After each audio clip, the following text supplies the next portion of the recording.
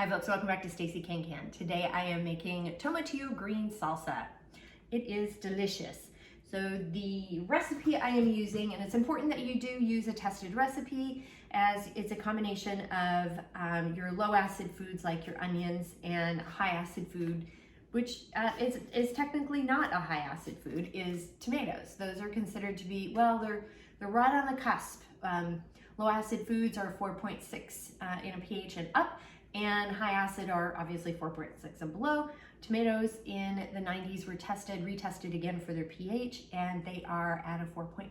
So you need to add a bit of an acid to them. So it's best to use a tested recipe so that all of the ingredients and the et cetera are appropriately paired with an acid, like lime juice that we're using today for safe shelf stabilization. Use your family recipe for refrigerator salsa, and that's perfectly fine. But if you're gonna can it and have it shelf stable, you really do need to use a tested recipe. So I am using the Pacific Northwest Extension publication, PNW395. They have a bunch of salsa recipes in here, fruit ones and regular tomato, paste tomato and slicing tomato recipes, salsa recipes too. And it's through Washington State University, Oregon State University, and University of Idaho extension offices. It's a great little publication. You can go online to your local extension office or go to those extension offices and websites, and the recipes, the salsa recipe booklet is there that you can print out, and you can also order and pick up, or they'll ship it to you. So that is the recipe we're using. So what we need today are 5 cups of green tomatillos. You can also use regular green tomatoes if you want. I prefer tomatillo for salsa just because it's got a great, almost like a citrusy flavor to it. So I really enjoy tomatillos, and they're in season right now and they're fantastic. You also need 1.5 cups of long green chilies, like so. These are the long green chilies, seeded and chopped. You can remove the seeds completely, or you can add some or all if you want. The more seeds that are in it, the spicier the salsa will get. So I am actually gonna use some of the seeds in there for me, because we like it a little bit more heat. You need 1/2 cup of jalapeno peppers, again, seeded and finely chopped. One thing we're not doing with the long peppers today, the long green chilies here, is I'm not going to skin them. To do that, you would heat up the outside over kind of an open flame or in the oven, and then you put them in a Ziploc bag and you sweat it to get the skin off. I'm not worried about it because we're finely chopping it. You don't need to do that step when you're finely chopping them. They do have a pretty tough skin, but if you're chopping it all up, that really does loosen things up. We need 4 cups of onion chopped. You need a 1 cup of bottled lemon or lime juice. I'm using I'm using lime today. You need 6 cloves of garlic. Those need to be finely chopped as well. A tablespoon of I'm reading my thing here. A tablespoon of ground cumin. That's optional. I'm using it because I like it. And then 3 tablespoons of oregano leaves, which is also optional. But I'm going to use a little bit of oregano leaves and some dried cilantro leaves. So I'm going to kind of mix up those spices, which you can do. And then again, that's optional, as well as a tablespoon of salt and a teaspoon of black pepper. So salt and pepper. The tools you need. You do need, when you're messing with peppers like this, you do need some gloves of some sort. I use these little latexy type gloves here because they will burn. The pepper oils get under your fingernails, and don't itch your eye. Just keep your hands away from your face. You will burn. And I've had those oils in my nails and under my fingers for several days. It's painful if you don't use some sort of protection. Maybe you're better at it than I am. If you are, then good on you. That's not a strength for me. You're also gonna need some knives as we're finely chopping. You can use a food processor if you want. I'm not sure I'm gonna use mine today just because I go quickly from almost chopped the way I want it to soup. I don't have a good eye. I try to pulse, but it just gets a little too mixed for my liking. So I'm going to just chop everything up. And then the other tools that you will need is your funnel. We're using a 1/2 inch Headspace today, so I'll probably use This one is, it's got a nice little 1/2 inch measurement there. We do need our funnel, as I mentioned, our ladle, our Headspace tool, our jar lifter, our lid lifter. I am heating lids today, and a bubbler. So I'm using a chopstick for bubbling. And the other thing, which I don't have here, that I'm going to be using is I still have some peeled garlic left over. So I'm actually going to use that instead of peeling this garlic here, because I want to get rid of it and I'm lazy. But you can do whatever you want there. You do need your pan, a saucepan for your lids, and you need your rings, and I have my jars heating up in the canner as we speak now. So with all of that, let's get started. A little comment about the tomatillos. They have these husks on them, and they need to be removed. You don't have to skin a tomatillo, but you do need to remove the husk. How do you do that? The one thing, and don't remove the husks until you are ready to actually use them. Don't pre-prep for tomatillos, because once you remove the husk, then they do start to go bad.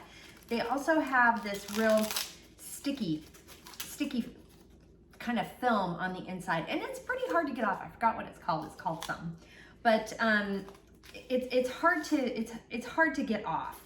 So you do need to, and the way to get it off is through like some hot water and really work on it, because my fingers are really sticky from just this little bit of touching. A little trick I discovered on the YouTubes is to pour some hot water over these, and you just let them soak for about 10 minutes. And I have a bunch in here. I said 10 minutes. You soak for about 10 seconds. 10 seconds each, and you could do this boiling water, and you just want to just give it a good soak. Now that we're done here, that's about as much time as you need, and those are hot, but you can, it's clean. It's totally clean. So you just want to peel them off like this, and then you just take the husk off like so, and then just repeat until we're done. As an example, you'll notice that this has got the husk in here. So I'm just gonna gently open the husk, and there's a bunch of water that falls out. And what's beautiful about this too is that this hot water trick also cleans the tomatillos beautifully. So I'm just gonna keep peeling them like so, and the stickiness is gone. So this is really an awesome trick. Little side note, when I pulled the husk off of this one, this tomato here, it's kind of icky and gross. I'm not going to use that one, even though there's little bits. That's kind of nice, but you do want to use really good tomatoes. Canning is not a good way to use up your damaged tomatoes. And then after you get them all good and peeled, I am going to go ahead and core them out too. Once you have them good and cored, you can go ahead and just start chopping them up. And I find this works the best. I'm not going to use a food processor because I don't want them to turn to mush. And we are cooking these and then putting them in the water bath canner, so they are going to cook down. Now on to the chilies. The best thing to do is just cut off the stem here. And then you just, sometimes I will go sort of down the middle. Sometimes it's easy to kind of look and see where the attachments, the center is attached.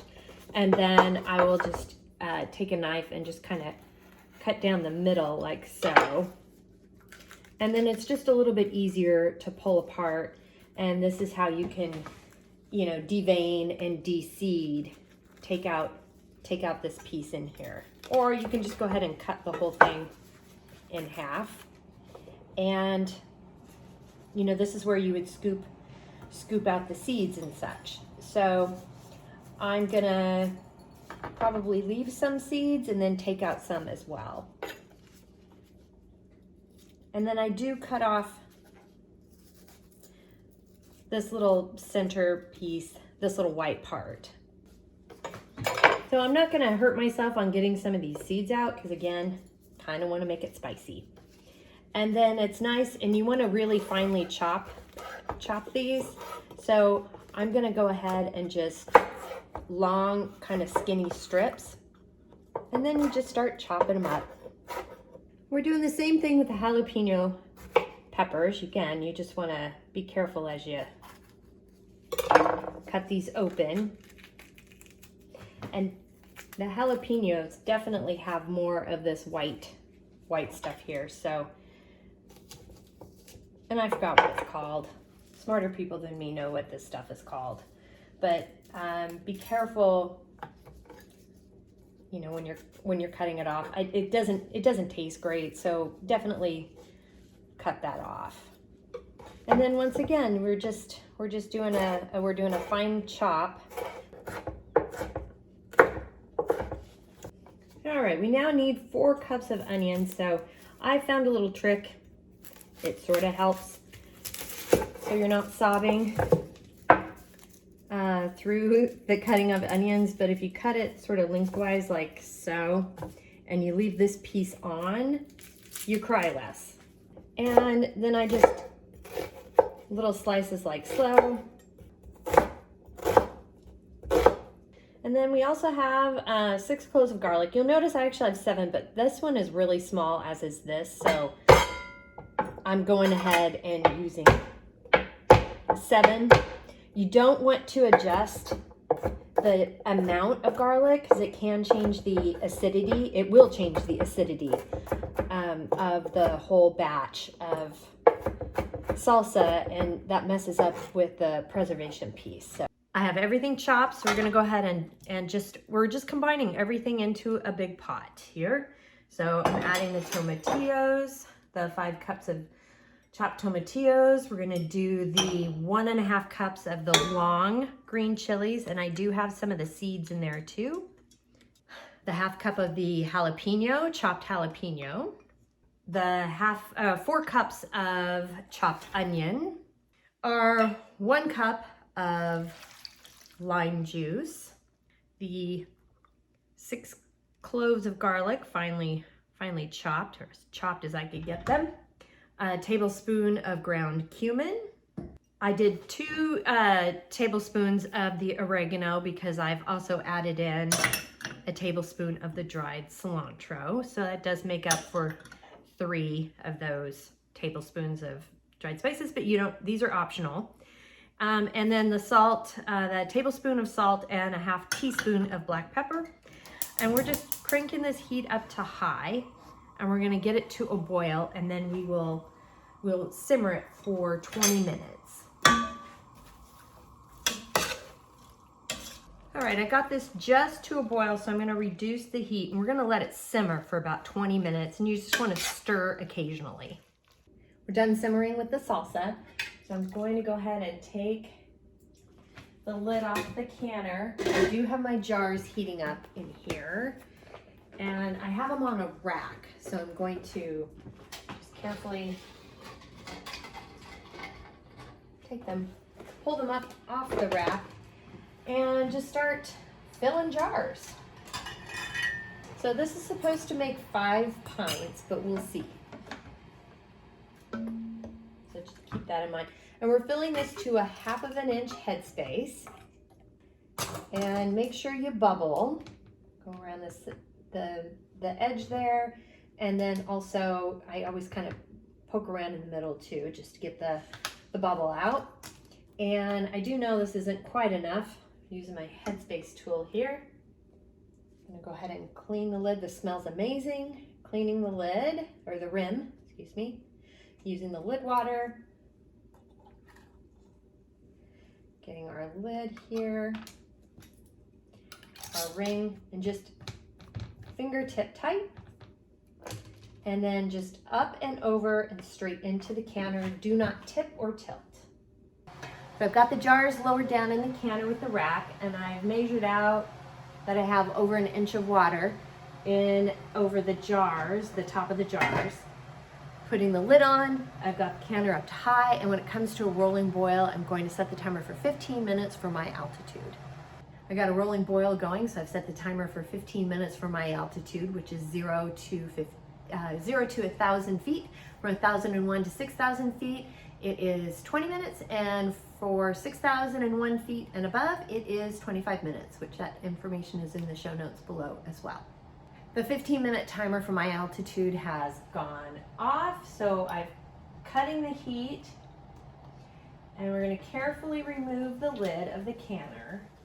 And I'm gonna set the timer for 5 minutes. This gives the jars the opportunity to settle, the foodstuffs inside the jars to settle before taking them out of the canner. It helps with the sealing process. The 5-minute timer has gone off, so I'm gonna go ahead and take the jars out very carefully. Remember, just up and over, don't tip or tilt. And this is Tomatillo green salsa. It is quite delicious. We had, I had like another little half a jar left over that I couldn't fill into the other jars, and I gave some to my 15-year-old son, who was like, it's the best green salsa I've ever eaten. So toot toot, woo woo, I did it. Oh, and I think we have one that's sealed. So it's always nice when the fam likes what you make. But I enjoyed canning with you today. The recipe is down below, and I will do my best to get all the information in there, because it is, as to where to find the link and such is down below. Please like and subscribe my page too, that does help. And if you have any questions, comments, suggestions, feedback, concerns, by all means, please reach out to me. I'm on Facebook at Stacey Can Can. My website is www.staceycancan.com. You can @ me on Instagram and TikTok at Stacey Can Can, and my email is info@staceycancan.com. So thanks so much again for joining me today, and until next time, happy canning.